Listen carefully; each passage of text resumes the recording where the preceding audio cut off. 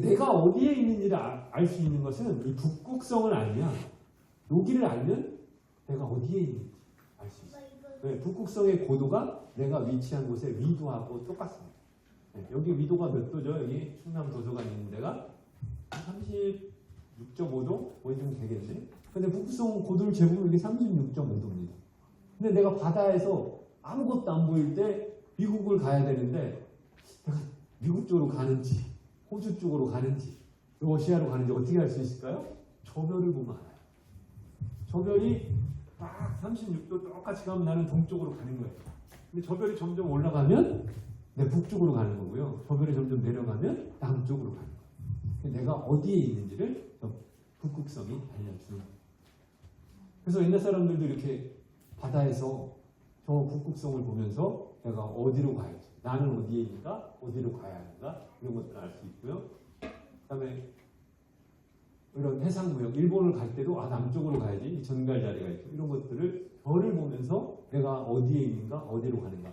그리고 별이 딱 떠서 12시간 정도에 지니까 전갈자리가 떴다가 이렇게 가면 지금 밤 12시쯤 됐구나. 이것도 시각도 알 수 있는 거예요. 별을 잘 알아야 되죠. 그죠? 네. 제가 천문학을 열심히 해서 별을 잘 아는데 우리 아이들한테 이걸 알려주고 싶어. 이 별이 이 별이야. 이 별이 저 별이야. 근데 1등성은 알려줄 수 있어. 근데 2등성은 알려주기가 어려워. 이름이 써있지도 않아요. 그래서 옛날 사람들이 뭘 만들었냐? 별자리를 만든 거예요.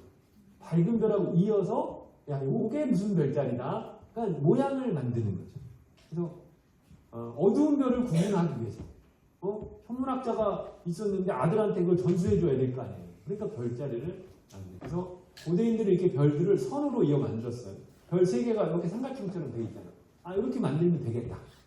그래서 천상열차 분야 지도를 보면 여기도 이렇게 삼각형 되어 있죠. 저거 여기다가 그려놓은 거예요. 그 다음에 여기 2개를 이어서 별을 그려놨죠. 여기 저기 2개 요거를 페가수스에 저걸 그렇게. 이게 천상열차 분야 지도에 별자리가 295개나 있어요. 지금의 우리가 쓰는 서양의 별자리는 총 몇 개가 있죠? 88개가 있어요.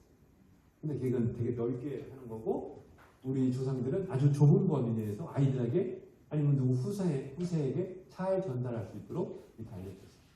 그죠? 이게 천상열차 분야 지도고 1467개의 별이 그려져 있고 별자리는 295개. 그래서 너무 밝은 별, 저 별 너무 밝죠? 저거는 모양을 안 그려도 알아요. 누구나 저 별이 너무 밝아. 그러니까 옛날 사람들은 저 별은 그냥 별 하나가 별자리예요. 시리우스는 별 하나가 별자리예요. 우리 고대 별자리에서는 천낭성이라고 요 별 하나 가지고 그 별자리를 만들었고요. 그 다음에 직녀성은 이렇게 삼각형 별 3개 저기 있죠. 이렇게 해서 이게 직녀 별자리다. 여기 직녀라고 써 있어요. 요 직녀라고 빨갛게 여기 써 있죠. 직녀. 그리고 견우성에 있는 별자리 요 3개 이렇게 해놨고요. 그다음 오리온 자리 여러분 잘 아시죠? 오리온 자리 이렇게 돼 있잖아요. 여기도 똑같이 돼 있습니다. 그래서 오리온 자리 별 10개를 가지고 오리온 자리를 만들었고요. 북두칠성 여러분 잘 아는 거 이렇게 국자 모양으로 해서 만들었어요. 전갈 자리도 이렇게 아까 한 대로 똑같게 그려놨어요. 그래서 이렇게 우리 조상들은 별자리를 만들어서 우리 아이들에게 후손들에게 전달하면서 그걸 정확하게 읽고 거기서 어떤 변화가 일어나는지 다 알았는데 우리 아이들은 더 최근에 사는데 별자리를 이런 북두칠성을 찾아서 북극성을 찾으라고 학교에서 배우는데 우리 아이들이 북두칠성을 못 찾아요. 북두칠성을 못 찾으면 북극성을 못 찾죠. 그러면 내가 찾을 수 있는 별이 하나도 없는 거예요. 밤하늘. 그래서 우리나라 시민들 중에 80%는 밤하늘 별을 하나도 못 찾아요. 얼마나 별을. 그냥 안타깝죠. 그래서 우리 아이들한테 진짜로 별을 찾을 수 있는 방법을 알려드리겠습니다. 왜냐? 우리 아이들은 맨날 부모님들 이런 책을 사주셨거든요. 여기 멋진 그림이 그려져 있으면 아주 애들이 공부 잘할 것 같고 이런 곰이 밤하늘에 없어요. 곰이 있어요? 곰이 안 보이죠. 곰을 찾으려면 못 찾는 거예요. 북두칠성을 찾아야죠. 7개 별을. 그죠? 네. 근데 북두칠성을 이렇게 백조자리, 독수리자리, 검고자리 이렇게 화려하게 그림을 그려놓고 책에 팔리지만 밤하늘에는 없어요. 이게 이것들이 그려지나요? 네? 그려져 이게? 이걸 맨날 보고 여기 보려니까 하나도 찾을 수가 없어요. 이렇게 가르쳐주면 안 되는 겁니다. 그래서 오늘부터는 이제 바꾸는 겁니다. 별 찾는 방법. 어떻게 바꾸느냐? 별자리, 뭐 어려운 자리를 하얀 거 말고 우리 조상들이 찾았듯이 시리우스 너무나 밝아 또 찾으면 되고요. 그 다음에 아르크투루스 너무나 밝아 찾으면 됩니다. 그래서 밤하늘에 고개를 들어 하늘을 봤을 때 밝은 별, 저 별이 뭔지 압니다. 근데 그 별 이름 제가 오늘 딱 3개만 밝혀드립니다. 제가 외우라고 해도 되지만 여러분 오늘 책을 하나씩 도서관에서 주잖아요. 25페이지라는 책이에요. 25페이지. 밤하늘에는 항상 밝은 별이 떠 있습니다. 그럼 겨울철 별자리에서 가장 밝은 별이 뭐냐? 겨울철 별자리에서 가장 밝은 별 뭐죠? 그 밝은 별? 시리우스. 겨울철 별자리에서 가장 밝은 별은 시리우스. 자, 그러면 봄철 별자리에서 가장 밝은 별 뭔지 찾아보세요. 19페이지인가요? 봄철 별자리. 자, 따라합니다. 아르크투루스. 다시 아르크투루스. 자, 여름철 별자리에서 가장 밝은 별 찾아보세요. 여름철 별자리에서 제일 밝은 별 배가 직녀성. 그래서 우리 아이들한테 별 이름 막 많이 외우라고 하지 말고요. 이 별 이름 딱 3개만 오늘 외워갔으면 좋겠어요. 겨울철 별자리에서 가장 밝은 별. 자, 따라하는 시리우스. 그 다음에 봄철 별자리에서 가장 밝은 별 아르크투루스. 그 다음에 여름철 별자리에서 가장 밝은 별 배가. 그래서 여름철 별자리에서 제일 밝은 별 배가 찾으면 되고요. 봄철 별자리에서 가장 밝은 별 아르크투루스를 찾으면 돼요. 진짜 찾을 수 있는지 몇 학년이야? 1학년 나와서 연습을 해보겠습니다. 안 하겠어? 자, 너 몇 학년이야?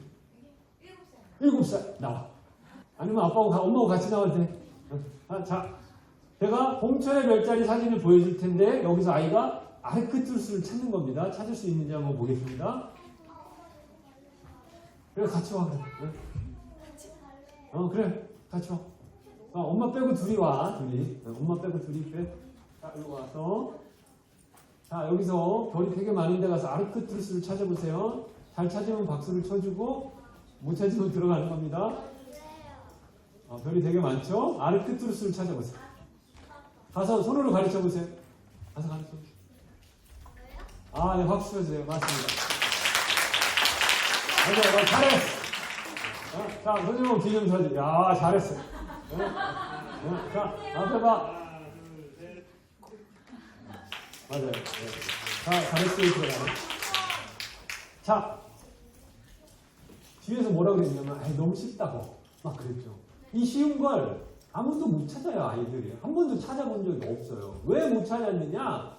여러분이 집에 가서 보면, 책에 보면 이렇게 찾으라고 되어 있어요. 이 아르크투루스 찾는 방법이 나오는데, 먼저 이 북두칠성을 찾아야 돼. 북두칠성의 꼬리별을, 이 곡선으로 되어 있는데 꼬리별이, 이 꼬리별을 따라가서 만나는 밝은 별. 이렇게 설명이 되어 있어요. 그러니까 북두칠성을 못 찾으면 못 찾는 거예요. 그래서 한 번도 찾아본 적이 없어요. 북두칠성은 왜 어렵느냐? 요 4번째 별이 어두워요. 요 4번째 별이. 그래서 4번째 별이 안 보이는 경우가 많아요. 홍성만 보더라도. 7개를 찾아야 되는데 여기 없으니까 못 찾는 거예요. 근데 아르크투루스를 찾은 다음에 왼쪽에 아니면 북쪽에 북두칠성 있어야 하면 다 찾습니다. 그럼 뭐부터 찾느냐예요, 기준이. 너무나 밝아서 헷갈리지 않습니다. 봄철의 별자리. 이따가 이게 서쪽 하늘에 있거든요. 오늘 봄철의 별자리. 그래서 아르크투루스를 나가서 찾아보세요. 다 찾을 수 있어요. 자, 한 번 더 해보겠습니다. 여름철 별자리에서 제일 밝은 별 뭐라고 그랬죠? 여름철 별자리에서 배가. 너 나와서 찾아보세요. 배가. 자, 배가를 가서 찾아보겠습니다. 손으로 가르쳐 보겠습니다. 배가. 네, 박수 주세요. 맞습니다. 자, 이렇게 찾는 겁니다. 저는 몇 학년이야? 하학년. 하학년이, 들어가 주세요. 하학년이 여기 나와서 고민하는 걸 보면서 저는 감동을 했어요. 저는 아이들이 밤하늘의 별을 막 외워서 습관적으로, 저 별이 뭐야? 저 별을 이렇게 찾는 걸 원하지 않습니다. 구름 속에 별이 하나만 보여도 저 별이 뭘까? 이렇게 궁금해서 찾는 이런 것들을 가르쳐주고 싶습니다. 근데 저 별에 구름이 살짝 가면 또 어두울 수 있겠죠. 그죠? 또 직녀성, 다른 것보다 어두울 수 있을 거 아니에요. 그래서 직녀성을 찾을 수 있는 방법 하나를 더 가르쳐 드리겠습니다. 자, 오른손을 이렇게 들어보세요. 오른손. 귀에다 대고, 오른손. 이게 천장인데, 천장을 뚫고 쫙 나가면, 하늘 꼭대기에 가장 높은 곳을 이루는 말이 있어요. 뭐라고 부를까요? 하늘에서 가장 높은 곳을 뭐라고 부를까요? 우주. 하늘에서 제일 높은 곳. 천장에서 저만한 차이야. 천정. 맞습니다. 네. 아파트 값이 천정부지로 오른다 그랬죠. 그죠? 천정이 제일 높은 곳이에요. 네. 두 분, 태양을 천정에서 보신 적 있어요? 태양을? 지금까지 살아가면서? 좀 더 살아도 태양이 천정에서 보이지 않아요? 우리 달을 천정에서 보신 적 있어요? 달도 천정을 지나가지 않습니까? 우리나라에서 천정 근처를 지나가는 가장 맑은 별이 뭐냐? 천체가 뭐냐? 직녀성입니다. 15개 중에 개 하나밖에 없어.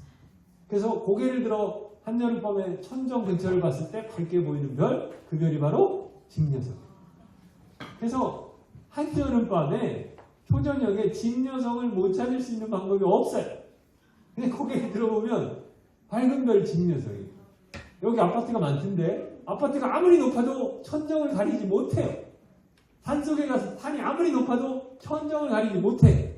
그래서 한여름밤에 고개를 들어 천정 근처를 봤을 때 밝은 별. 이 별이 직녀성이에요. 어떻게 하면 직녀성을 못 찾아?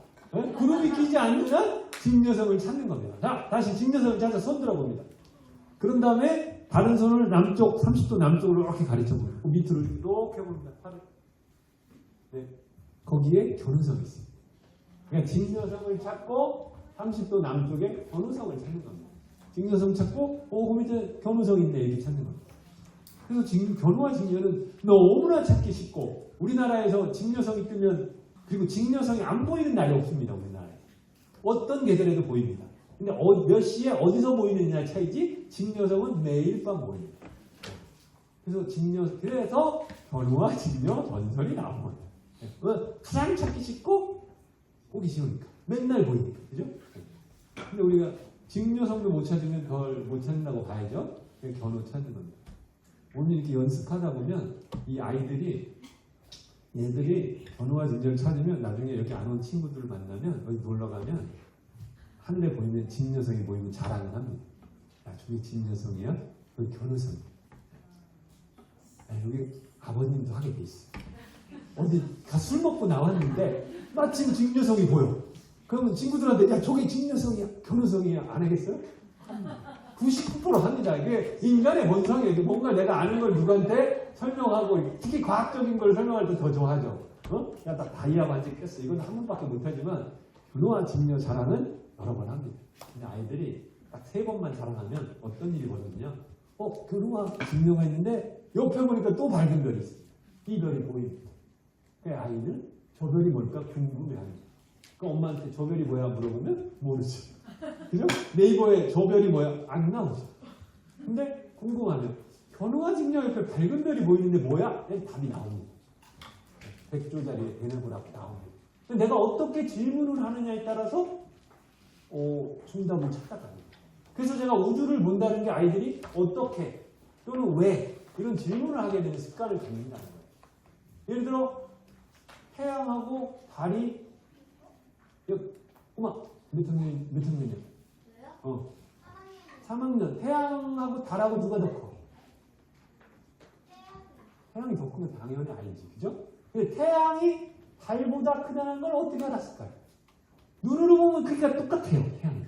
사진으로 찍어서 재봐도 똑같아요. 태양이 달보다 크다는 거 어떻게 알았어요? 책에서 배웠죠. 근데 처음 옛날 사람은 누군가 알아냈을 거 아니에요. 자, 우리가 생각하는 당연하다고 생각하는 거. 태양이 달보다 크고 지구보다 크고 지구가 하루에 한 바퀴 돈다는 거. 누구나 당연하다고 생각하는 게 옛날부터 당연했던 건 아니에요. 사람들이 천문현상을 보면서 이걸 어떻게 설명하고 예측하기 위해 사람들은 수천 년간 노력합니다. 지구가 돈다는 걸 증명하기 위해서 수천 년이 걸립니다. 우리가 알고 있는 지식은 다 그렇게 얻어진 거고 우리는 그렇게 지식을 얻는 방법을 과학이라고 합니다. 근데 우리 아이들은 그 과학적 지식을 한 줄 착착 외워가지고 시험만 보면 끝 이런 경우가 많죠. 그러면 안 됩니다. 어떻게? 태양이 지구보다 크다는 걸 달보다 크다는 걸 어떻게 알았을까요? 맨눈으로 보면 크기가 똑같은데 혹시 아는 분 계세요? 태양이 달보다 크다는 걸 어떻게 알았을까요? 어떻게 알았어요? 일식. 여기 뭐 책을 많이 보시는 분은 정확히 맞습니다. 일식으로 알았습니다. 달이 태양 앞을 지나가는 날이 있어요. 태양이 달이 가까우니까 가까우게 작은 거죠. 똑같은 크기. 이렇게 알아내는 겁니다. 하나씩. 근데 태양이 지구보다 큰 걸 알아내는 건 쉽지 않아요. 왜? 지구 무지하게 크잖아요. 그죠? 그리고 지구가 하루에 한 바퀴 돈다는 거 아는 건 초어렵죠. 야, 7살. 너 아침에 일어나면 지구가 돌아서 어지러워? 아침마다 어지러워? 너희들이 편해서 안 어지러워. 우리는 감각적으로 지구가 돈다는 걸 느낄 수가 없습니다. 어떤 감각으로? 지구가 돈다는 걸 과학적으로 증명하는데 1800년이 걸렸고요. 그거 주장하다 죽은 사람도 있고요. 천동설, 지동설 주장하다. 굉장히 과학적으로 무엇인가가 진리로 밝혀지는데 굉장히 쉽지 않습니다. 그런 것들을 우리 아이들이 과학적 사실을 하나씩 배우면서 또 밤하늘의 천체를 하나 보면서 별들 사이에 달이나 행성이 어떻게 움직이는지 보면서 궁금해하고 질문하고 어떻게 알아냈을까? 이런 과정들이 재밌고 또 어떤 때 큰 망원경으로 보면 좀 이따 나가서 망원경으로 달을 볼 텐데 굉장히 감동스러워요. 경이로움을 느끼고 이런 것들을 AI가 대신해 줄 수는 없다는 거예요. 이런 최첨단 시대에 우리가 별을 한번 보면서 그런 걸 느껴보고 과학에 대해서 과학적 사고에 그런 것들을 하면 좋겠고요. 그게 어려우면 그래도 이 무한한 시간과 무한한 공간이 존재하는 우주를 보면서 우리가 이제 깊은 생각을 하는 어린이로 컸으면 좋겠습니다. 내용이 더 있는데 오늘 시간이 별을 봐야 돼서 여기까지 하고요. 더 궁금한 건 여러분 미스터 갈릴레이 유튜브에 있어요. 그거 보시고 거기다 질문해 놓으면 제가 답변도 해줘요. 오늘 강연은 여기서 마치겠습니다. 감사합니다.